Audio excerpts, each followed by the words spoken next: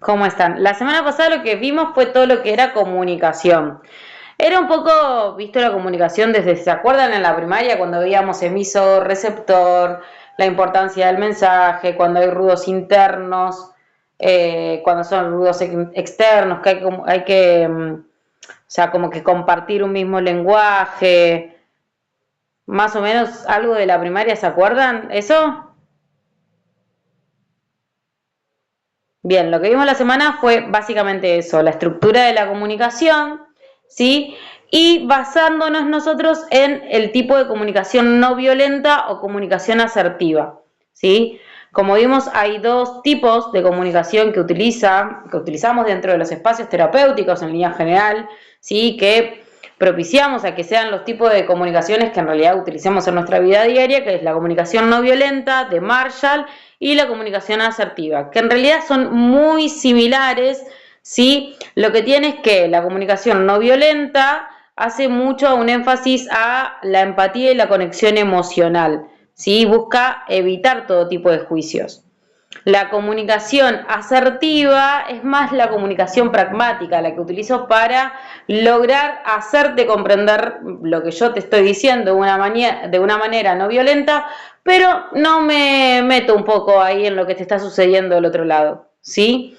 Nosotros tenemos que utilizar ambas, ¿sí? Combinarlas y siempre desde nuestra postura, esto de la escucha activa, la empatía, ¿sí? Todo lo que es la clarificación, la confianza, tratar como siempre de poder vincularnos desde ese lado, ¿sí? Más o menos estuvimos hablando eso, tal vez con un poquitito ahí más de énfasis con cada uno de los puntos.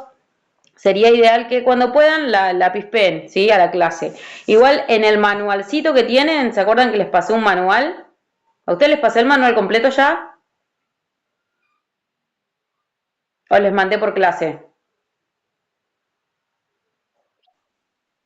Bien, en el manual completo, si van a la que dice clase número 3, ahí está todo lo que tiene que comprender a lo que es la comunicación, o sea, los tipos de comunicación, lo que es la comunicación asertiva y la comunicación no violenta, e incluso tienen unas preguntas para responder.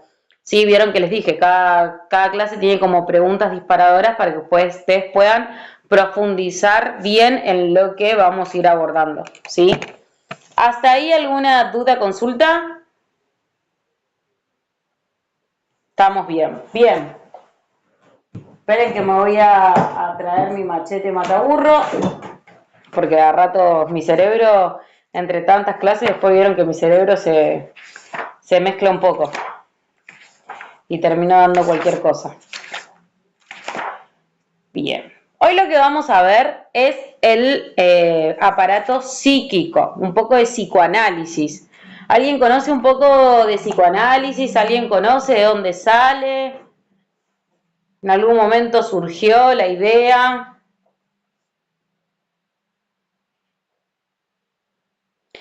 ¿Vieron cuando le dicen anda al psicólogo?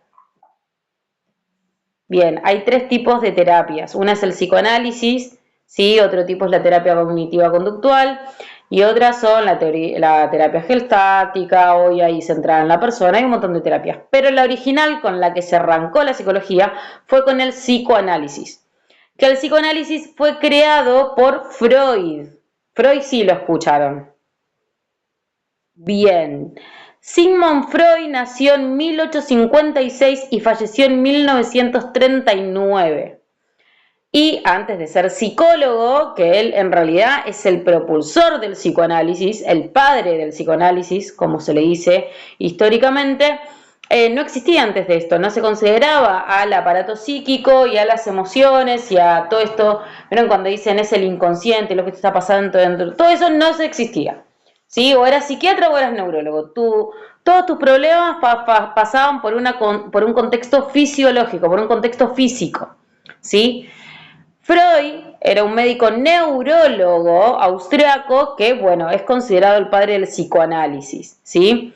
Su obra se desarrolló en la época del siglo XX, pero era visto como un loco, como este es alguien de unas ideas locas y nuevas. ¿Qué estaba pasando en la época que apareció Freud? Era la revolución industrial, Entonces había un montón de avances científicos. Entre esos apareció la teoría de la evolución de Charles Darwin, en la cual decía que los seres vivos, ¿no?, evolucionaban. Y también sucedía que era el predominio de la moral en la victoriana Europa. Entonces había un montón de contextos históricos que estaban dando vueltas alrededor de el momento en que Freud empezó con todas sus ideas. Darwin, ¿sí?, como le decía, hace una nueva mirada con respecto a la biología y el instinto humano. Entonces, Freud empieza a interiorizarse en todo lo que tenía que ver con la neurología y también con algo que luego aparece, que es el aparato psíquico. Entonces, ¿qué es lo que toma Freud? La medicina científica y la neurología y se empieza a interiorizar como campo de estudio. ¿Sí? Y también empieza a agarrar un campo que eran los movimientos feministas. ¿Por qué? Porque Freud centra, entre el psicoanálisis y todo, uno de los que se centra a estudiar es la histeria, que la histeria era considerada una enfermedad fisiológica femenina. ¿Y saben lo que era la histeria en realidad? Era la época de ovulación de las mujeres, en las cuales, nada, el síndrome premenstrual las ponía más histéricas, más llorosas, y de repente cambiaban y tenían alegría, y le decían, no están re locas, tienen histeria, son unas histéricas. Hay todo un contexto histórico que un día, si quieren, lo ahondamos un poquitito más, pero en realidad era de esto de que Freud crece en una época que se mantenían muchas normas represivas sobre el comportamiento humano. Piensen en esto, ¿no? Revolución industrial, el darwinismo imponiéndose sobre la iglesia religiosa, diciendo el hombre vino de la mujer y el hombre juntos y nacimos, y de repente venía Darwin y decía, no, nosotros descendimos de los monos. Entonces había mucho apogeo. Y en todo esto, ¿sí?, Freud decide empezar a explorar todo eso, lo reprimido y lo inconsciente, todo aquello de lo que las personas no hablan. Entonces, ¿qué empieza? A tener un concepto teórico y terapéutico en busca de todos los procesos mentales inconscientes. Y desde ahí desarrolla esta teoría con la que los pacientes de él padecían trastornos psicológicos que no podían explicarse a través de causas físicas. Vuelvo, en ese momento la psicología no existía. O sea, si algo te pasaba era porque te dolía algo en el cuerpo. Y cuando no tenían ninguna respuesta, los aislaban o incluso lo culpaban a una demencia divina. Piensen que hace varios años atrás alguna persona que tenía alucinaciones, ¿no?, que sufría de trastorno al límite de la personalidad o que sufría de esquizofrenia, era alguien que escuchaba voces de Dios automáticamente. Se lo llevaba a eso, a la divinidad, o si no, a todo lo contrario, no, escucha las voces del diablo, le está diciendo porque está poseído. Sí, de repente empieza a buscar esto, ¿no?, a decir qué era lo que estaba pasando entre lo reprimido, ¿sí?, y lo inconsciente, y que se traducían cuestiones físicas, pero que no tenían ningún contexto, o sea, que no, uno le hacía una radiografía y estaba bien, le hacían una lobotomía y estaba bien, ¿sí? Entonces, empieza a ver el inconsciente en primera instancia, lo que según Freud, ¿sí?, era gran parte de la vida psíquica del ser humano, pero que estaba fuera de la conciencia. ¿Qué quiere decir esto? Que el inconsciente era todo eso, luego le pone el nombre, ¿no? Hoy lo explicamos con nombre, pero luego le va armando el nombre. El inconsciente era todos esos recuerdos reprimidos, todos aquellos deseos, impulsos, pensamientos que no eran accesibles a la conciencia y que nosotros los reprimíamos o los reprimimos porque no están bien o no son considerados productivos para nuestra sociedad o cultura o para nuestro crecimiento. Por ejemplo, no sé, a mí toda mi infancia me hacían escribir en el cuaderno y cuando me equivocaba algo, en vez de darme la goma, me arrancaban la hoja. Y me decían, ahora pasólo todo de nuevo. Hoy, 36 años, yo me equivoco y en vez de usar el liqui arranco la hoja y lo escribo todo de nuevo. Pero yo no entiendo por qué esto me está pasando. Y en realidad sí, porque reprimí el dolor y aprendí una conducta. ¿Sí? Nosotros, lo inconsciente igual forma nuestra conducta. Entonces empieza a hacerle Freud. Y luego empezó como la represión, decía, ¿sí? Entonces dice, todos estos deseos, recuerdos que están en el inconsciente, nosotros los reprimimos. ¿Por qué? Porque son dolorosos o socialmente inaceptables. Entonces los llevo al inconsciente. Y ahí aparece otro componente principal del psicoanálisis, que es el conflicto psíquico, en donde este yo entero, constantemente estoy en conflicto entre los deseos inconscientes, los impulsos primitivos y las normas sociales que buscan controlarlos. Entonces Freud encuentra todo esto y dice, apa, acá hay algo que necesito como clarificarlo, necesito como decir, ¿cómo puedo poner en palabras todo esto? Entonces decide crear desde 3 puntos de vista, decide crear un aparato psíquico. ¿Vieron cómo está el aparato digestivo, el aparato circulatorio, el aparato respiratorio? Bueno, él arma un aparato psíquico. ¿Desde qué 3 teorías? Una es que es un método para explorar los procesos mentales inconscientes. ¿Qué decía él? Necesito una base, una teoría que sustente el cómo yo me tengo que meter en la cabeza de esta persona. El otro era una técnica para tratar estas enfermedades psíquicas. Porque sí, traigo el inconsciente al consciente. ¿Y después qué hago? Dejo a la persona ahí sufriendo, doliendo, traumada por lo que reprimió y de repente lo hacemos florecer. Y la última es que tenía que haber un cuerpo, o sea, un yo, en donde pueda trabajar el método y la técnica. ¿Sí? Desde estos 3 bases, él arma el psicoanálisis. Un aparato psíquico que tiene una teoría, que tiene un método y una estrategia y que está dentro de un cuerpo. ¿Sí? Y desde ahí, esa gran teoría es el psicoanálisis. El psicoanálisis es un conjunto de teorías que toma como bases todas estas teorizaciones de Freud, concebidas a través de la praxis, ¿no? Porque él para todo esto estaba metido ahí como neurólogo, pero indagando un poco la cabeza de todas las personas. Y lo distintivo de esto es que él no trabajaba con lo tangible, no trabajaba con el dolor físico de la persona, sino que trabajaba sobre su inconsciente reprimido. ¿Sí? Fue uno de los que empezó a trabajar un poco el hipnosis, trabajar sobre los sueños, ¿sí? Empieza a trabajar con indicios de la arteterapia, luego ahonda Carl Jung, ¿sí? Que es uno de los discípulos, pero empieza a como moverse en ese mundo que en un principio, si quieren después busquen la serie, si les gusta este tema, ¿no? Busquen la serie en Netflix que se llama Los Alienistas, que los alienistas en realidad son los primeros psicólogos de la historia. ¿Y por qué le decían alienistas? Porque desde los teóricos, ¿no? Los profesionales, neurólogos, psiquiatras, decían que ellos estaban buscando aliens en la mente del ser humano, que era algo inconcebible. ¿Sí? ¿Qué es esto, no? Cuando aparece una nueva ciencia, el que conoce dice, no, esto no puede ser. Bueno, eso sucedía con los psicólogos. Una de las 2 series que pueden ver son Los Alienistas y el otro es Freud. ¿Sí? Ahí está la serie en Netflix que se llama Freud, que habla mucho de esto y cuando él empieza a descubrir. Tiene un poco de fantasía, porque tampoco sabemos todo lo que realmente sucedió con Freud en esa época, pero bueno, habla un poco de esto. Dato curioso, Freud, en toda la serie, si llegan a ver todo, habla mucho del quitapenas, que creo que ya se los había dicho, que él era un consumidor activo de cocaína. Entonces, muchos de sus disparadores de esto, su mente cuando se abría era cuando consumía. Luego fue su gran enemigo también, ¿sí? Pero bueno, ahí todavía no se hablaba de la cocaína como algo, como una droga, ¿sí? Se la reemplazaba incluso a veces con la morfina, porque era un medicamento que se utilizaba. Las personas también eran adictas a la morfina en esa época. Pensemos todo esto hace principios del siglo XX, en donde recién estábamos incursionando también en la medicina.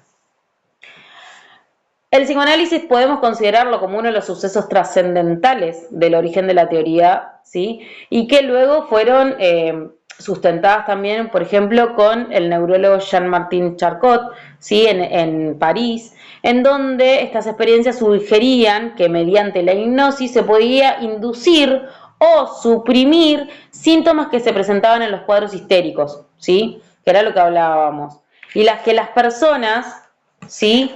Eran sometidas a estas experiencias, pero luego no conservaban en la conciencia lo sucedido. O sea, desde la hipnosis se adentraban en todo lo que era reprimido, pero luego cuando pasaban a la conciencia no se podía trabajar con eso, ¿sí? Vuelvo que esto es mucho laburo que fueron haciendo en investigaciones. Entonces Freud empieza a plantear este problema que tenían, ¿no? En donde entro con la hipnosis, pero después no tengo material para trabajar. Entonces luego lo llevó por otro lado, que es empezar a explorar todo lo que tenía que ver con los deseos y fantasías reprimidas, pero de naturaleza sexual y que no eran socialmente aceptables, ¿sí? Pensemos que desde que Freud dio a conocer el psicoanálisis, todo esto en 1890, piense que estamos en el 2025, la cantidad de años, y aún así sigue evolucionando, sigue ramificándose. La psicología social sale incluso, utiliza muchísimas de estas ramas del psicoanálisis y del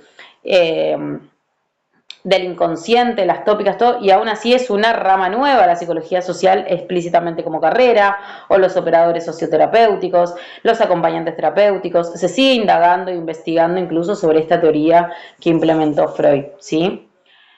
Por esta razón, Freud es considerado el padre del psicoanálisis, ¿sí? Me aguardan un segundito que se me está quedando sin batería el celu, hice macana.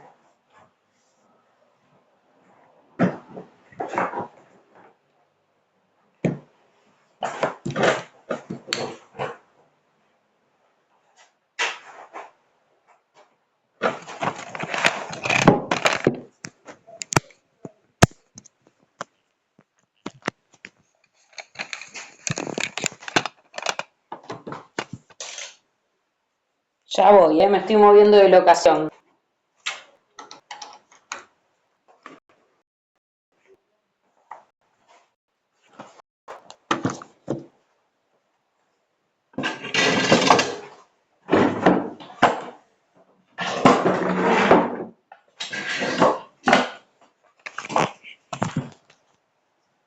Si hubiesen visto el desastre que hice para moverme del lugar. Bueno, todo porque el cable me quedó en la loma del Japón. Bien, como le decía, todo esto fue evolucionando, pero aún así Freud es considerado el padre del psicoanálisis, ¿sí? El médico neurólogo que se inspiró y empezó a trabajar esta dinámica, ¿sí? Y sistemática, o sea, cómo unir la neurología en todo lo que es este aparato psicológico, ¿sí? ¿Hasta ahí vamos bien? Bien, ahora tenemos que pensar en qué es el aparato psíquico. Esto en algún momento seguro que lo escucharon hablar. Bien, Freud describe que la mente humana es un sistema dinámico que está constantemente interactuando, ¿sí? Como esto lo que hacemos nosotros es respirar, que constantemente tenemos un sistema en el cual entra el aire, sale el aire, oxigena toda la sangre y demás, que nosotros lo hacemos inconscientemente este movimiento, lo mismo sucede con nuestra cabeza, con nuestro aparato psíquico, ¿sí? Es un sistema dinámico que está constantemente en interacción, que constantemente recibe información, la procesa y la almacena en diferentes capas. Que estas capas, a su vez, trabajan no así como 1, 2 y 3, sino que trabajan todas en conjunto. Y todas están unidas a través de una pulsión, que sería como la sangre en nuestro aparato, en todo nuestro cuerpo. La pulsión son sistemas como eléctricos que nos dice cómo se alterna el aparato psíquico, ¿sí? Freud, en primera instancia, divide el aparato psíquico en 3 maneras, ¿sí? Que él lo llama tópicas freudianas, que son los diferentes tipos y modelos, ¿sí? La primer tópica la lanzó en el 1900. En este modelo, Freud lo que describe son 3 instancias del aparato psíquico: el ello, el yo y el superyo. Seguro que esos nombres los escucharon en algún momento. A mí me gusta decir que el ello y el yo y el superyo. ¿Alguno de ustedes vio Tom y Jerry? ¿O Los Simpson? ¿Vieron cuando hay un hombro que aparece el angelito y el otro en el diablito y en el medio estoy yo? Bueno, es prácticamente muy similar. El ello es mi diablito. porque es la parte más primitiva y básica de la psiqui, en la que me dice lo que quiero y que me satisface el placer. ¿Sí? Se asocia con todo esto los que son los impulsos instintivos, el deseo inconsciente, pero no lo hablamos desde la sexualidad, sino desde todo lo que yo quiero hacer y lo quiero hacer ya. Hambre, sed, agresión, pelea, mis emociones a flor de piel. Yo tengo una emoción, y desde esa emoción sale una necesidad y mi ello me dice, la saciamos ahora. No nos vamos a quedar con las ganas. ¿Saben quién son super ellos?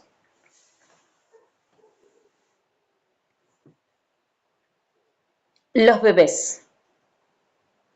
El bebé tiene ganas de tomar la teta y no está pensando en a ver si mi mamá está desocupada, a ver si mi mamá, nada, no está en público. No, el chabón quiere que la mamá pele la teta y aunque sea en pleno colectivo, lo alimente.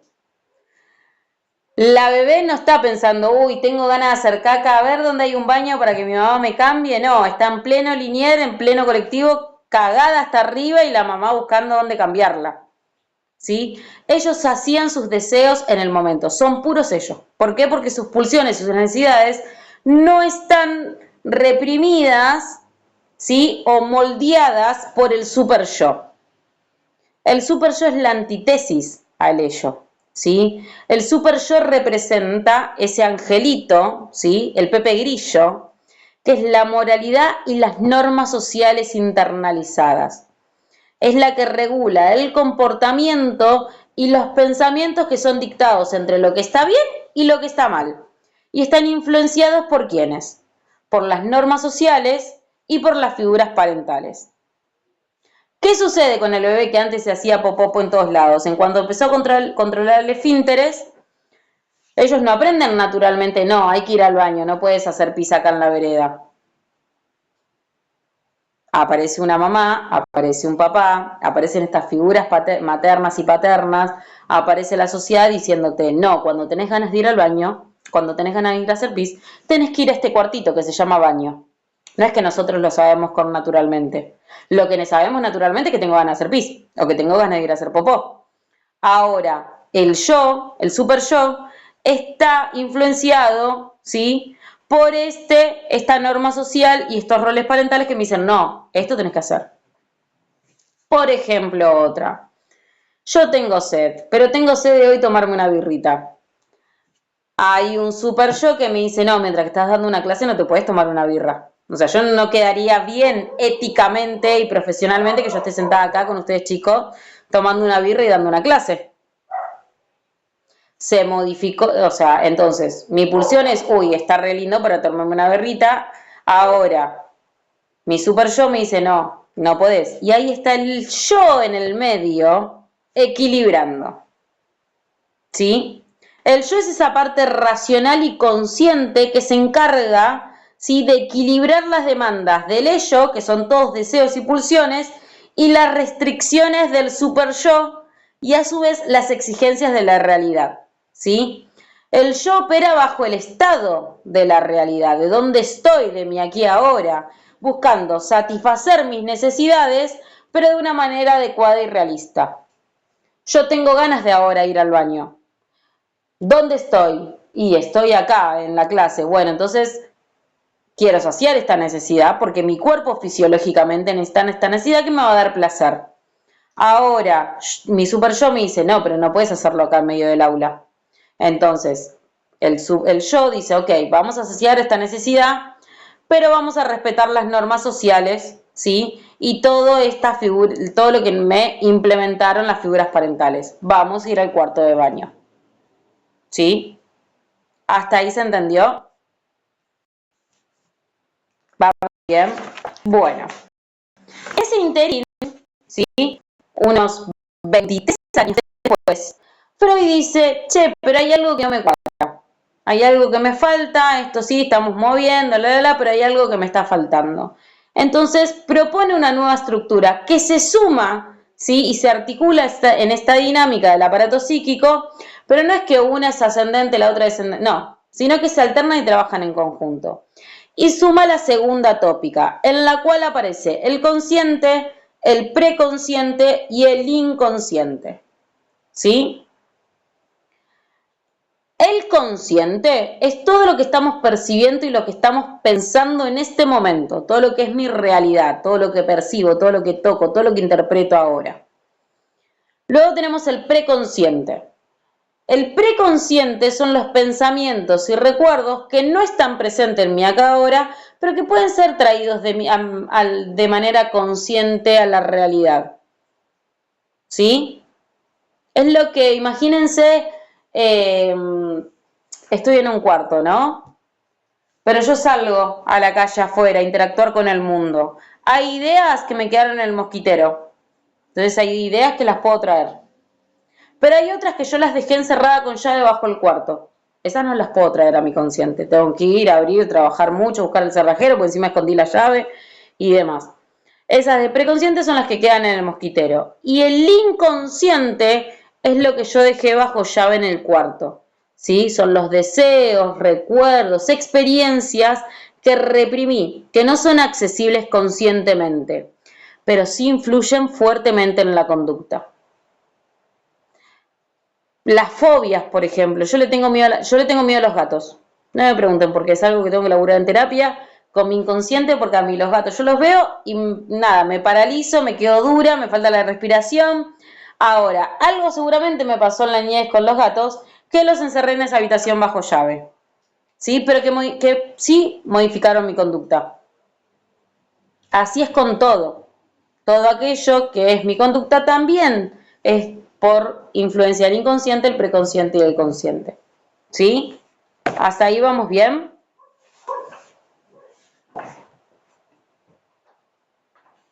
Bien.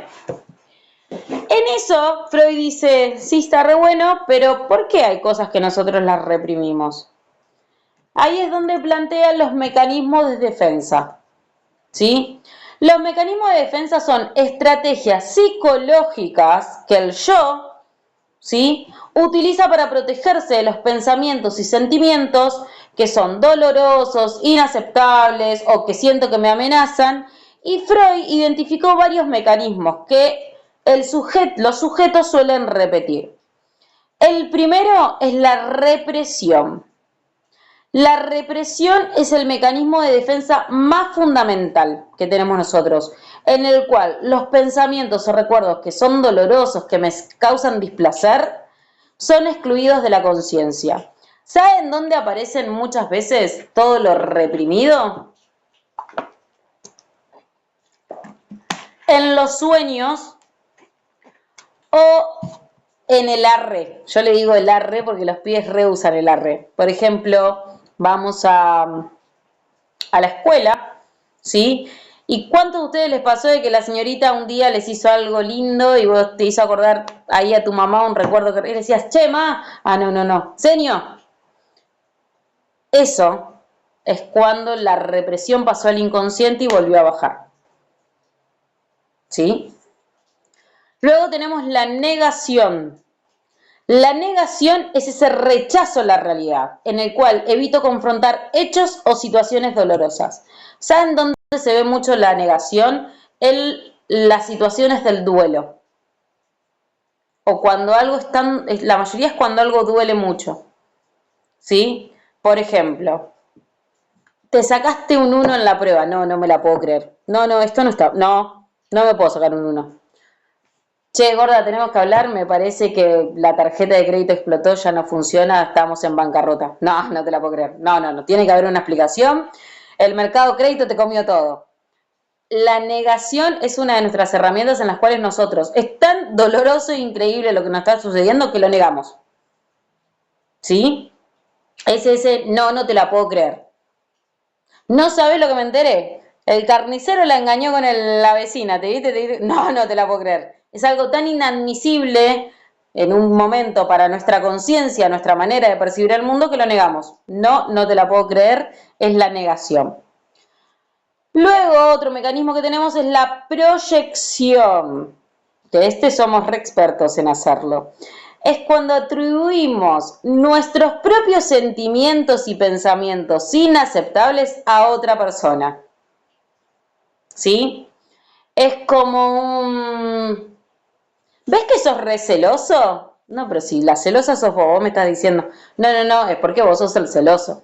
Es cuando hay algo, sucedí, no sé, es como cuando en la escuela el nene que no sé, quiere tener tu lapicera, va y te la rompe. ¿Y por qué me la rompiste? No, no, porque ves, tu lapicera era re fea, o sea, vos sos re feo, y en realidad es porque yo me estoy sintiendo así, ¿sí?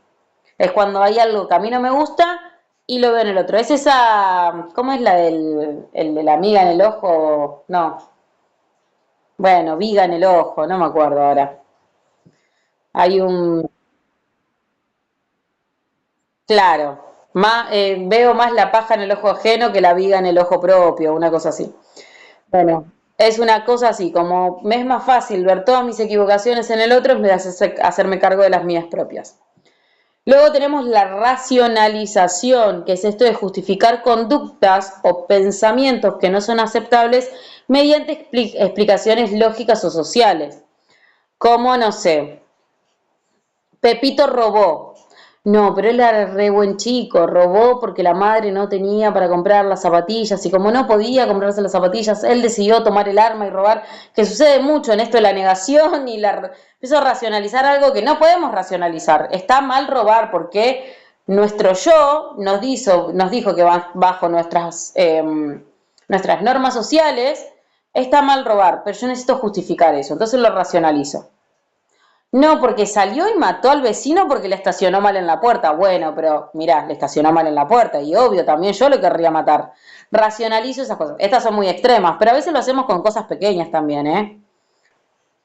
Bien, y el último, hay más, pero estos son los que más vamos a utilizar nosotros, es la sublimación, que es el canalizar impulsos inaceptables en actividades socialmente aceptables como el arte o el deporte. ¿Dónde utilizamos mucho la sublimación nosotros? Cuando somos operadores socioterapéuticos en consumo problemático, la persona, ¿cómo estaba sublimando ante su dolor? Consumiendo. Entonces empieza a cambiar esa sublimación no positiva a que trabaje eso que le está haciendo doler, que está reprimiendo, que está utilizando como mecanismo de defensa y que comience a sublimarlo en algo aceptable. Deporte, hablar, terapia, arte, salir a caminar, lo que sea, pero de una manera sana. ¿Sí? Nosotros acompañamos a sublimar todos estos mecanismos de defensa en cosas positivas y aceptables para la sociedad y por sobre todas las cosas aceptables para uno mismo. ¿Sí? ¿Hasta ahí vamos bien? Bien. En eso, como decíamos, todo esto está dentro de nuestro aparato, ¿sí? Y tiene que estar impulsado por algo. Como dije, el aparato circulatorio es la sangre, el aparato linfático es la linfa, en el sistema neurológico son las conexiones de la plasticidad neuronal y nosotros utilizamos las pulsiones. Las pulsiones son fuerzas biológicas e del instinto, chicos, no me sale la palabra, que impulsan el comportamiento humano, ¿sí? Y Freud distinguió dos tipos de pulsiones, que las escribe en el malestar de la cultura, ¿sí? En el malestar de la cultura, Freud dice, nosotros tenemos dos tipos de pulsiones. Pulsión de vida, que él la denomina eros, por un dios, ¿sí? Que están asociados a todo lo que es la preservación de la vida, la reproducción, la supervivencia. Se relaciona esto cuando alguien tiene ganas de hacer cosas, de proyectar, ¿sí? De la sexualidad, el amor, los vínculos, ¿sí? Pero luego también tenemos la pulsión de muerte, que está representada por tánatos. Y esta pulsión busca la destrucción y la agresividad. Es una tendencia hacia la destrucción mía y a veces de otros. Y Freud lo describió tanto como una fuerza necesaria porque una no puede vivir sin la otra. ¿Vieron como el yin y el yang? Que en toda oscuridad tiene que haber luz y en toda luz tiene que haber oscuridad. Bueno, yo para poder entender la pulsión de vida, tengo que haber sentido la pulsión de muerte. Y para entender la de muerte, tiene que venir la de la vida. Pero tenemos que estar en equilibrios. Cuando no hay equilibrio es porque me estereotipo, porque me quedo estancado. ¿Sí? Si estoy yo siempre allá arriba, allá arriba, allá arriba, allá arriba, y proyecto, proyecto, proyecto, no tengo límites y ¿qué empieza a aparecer? La autoinsatisfacción, la sobreexigencia, la autocrítica asentada y me voy a ir al otro extremo que es la pulsión de muerte, que es la tánatos, ¿sí? En donde me odio a mí mismo, que es muchas veces donde estamos las personas en consumo problemático, ¿sí? En donde nada de lo que me digas es positivo, porque yo no me quiero, no quiero el mundo, no quiero nada y todo lo que me dicen está mal, ¿sí? Lo que nosotros tenemos que buscar es el equilibrio. Estas pulsiones no solo afectan, ¿sí?, a las emociones y a la vida psíquica, sino que también afectan al comportamiento físico, ¿sí? Por ejemplo, alguien que está en depresión, ¿sí?, tiene pulsión de muerte y está como acentuada toda su vida en la pulsión de muerte, ¿sí?, porque no hay proyecto. Y por ejemplo hay un psicólogo social que se llama Alfredo Moffat, que después lo vamos a ver, que dice que siempre que haya vida es porque hay un proyecto. ¿Sí? Bien, ¿hasta ahí alguna duda, consulta? No, bien. Las actividades de este módulo no sé si están en el librito, pero yo se las voy a mandar ahora en una foto. ¿Qué hablan? ¿Qué significan para cada uno de ustedes en su vida diaria el concepto del ello, el yo y el super yo? Que puedan poder poner un ejemplo de su vida diaria en cuanto se ven con el angelito. Piénsense que son Homero. Están ahí Homero, no, Homero, ahí, ¿sí? Luego esto de qué maneras ustedes creen que los mecanismos de defensa influyeron o influyen en alguna relación. No sé, con tal persona y me acabo de dar cuenta que con tal persona yo racionalizo todo lo que hacemos. Y hay cosas que estaría bueno modificar. ¿Sí? Y el otro es cómo creen que pueden sublimar. ¿Qué herramientas a ustedes les sirve para sublimar de manera positiva todo esto inconsciente? No sé, ir al gimnasio, ir a terapia, salir con mis hijos, poder charlar, ir a jugar al fútbol, tomarme un mate con mi compañera, no sé, lo que ustedes vean que esto es socialmente aceptable y que me es mucho más factible para poder trabajar todo esto que me hace ruido adentro y lo puedo sacar para afuera. ¿Por qué es importante trabajar esto en ustedes? Porque después ustedes le van a decir a los chicos que acompañen, che, hay que hacer esto y te van a decir, ¿y capo, vos lo hiciste? ¿Vos te trabajaste a vos mismo? ¿Y qué voy a decir? No, chicos, yo lo leí del libro y me re quedó y por eso les estoy explicando. ¿Saben el saque que le van a meter? Entonces es importante trabajarse ustedes, ¿sí? Bien, ¿hasta ahí alguna duda, consulta, pregunta? ¿Estamos bien? Bien, igual tengan en cuenta que el viernes nos volvemos a ver. Porque esta es la que recuperamos del viernes que se me estrujó toda la conexión de Movistar. ¿Sí? Cualquier cosita me escriben. Ahora me voy a fijar si les pasé el libro completo, pues no me acuerdo. Y nos estamos hablando, chicos.